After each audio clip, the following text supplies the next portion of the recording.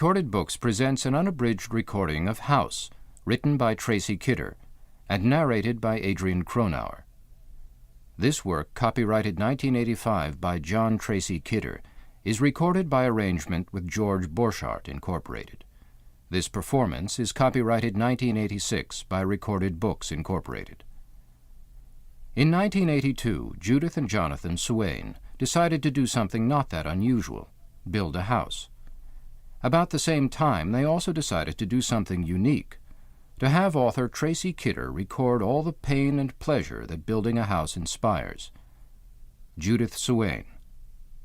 I think that's what, just as a testimony to Tracy's gifts as a writer, that he was able to find all of the universals and get people involved in the story in a very personal way, and we obviously felt that reading about ourselves, but many of the people that we've spoken with since then have talked about how much it reads like a novel in some ways, and also how they were able to see their own struggles. The funniest part is that most people who've built a house always say that if they had written about them, that the story would have read like a murder, and were quite surprised at how well everything turned out in ours.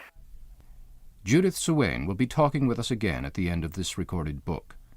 And now, House by Tracy Kidder. Part 1. The Contract. Chapter 1.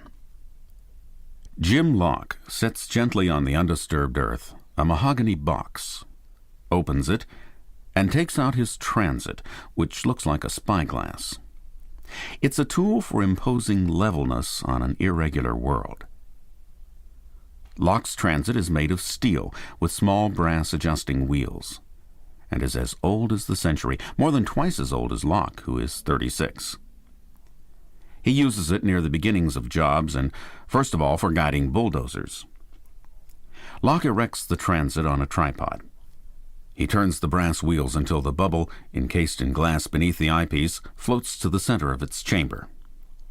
Then bending over, putting one eye to the lens of the transit and squinting the other, he transforms his view of this patch of open ground into a narrow, well-lighted tunnel, divided by crosshairs. Oliver Wendell Holmes once said in another context, "The art of civilization is the art of drawing lines." And of course, it has also been the art of drawing level ones. This piece of ground was once part of a New England hayfield.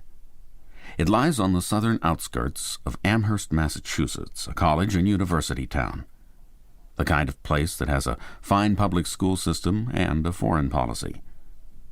The site has been studied all winter. It commands pretty views. There's a deep-looking woods on one edge. On another, there's a pasture which turns into the precipitous, forested, publicly owned hills known as the Holyoke Range. And to the north and east, there's a panorama. Look north, and you see a hillside orchard topped with two giant maples, locally known as Castor and Pollux.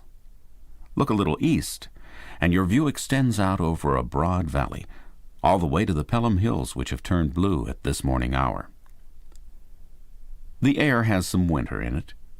On this morning in mid-April 1983, a New England spring snow is predicted.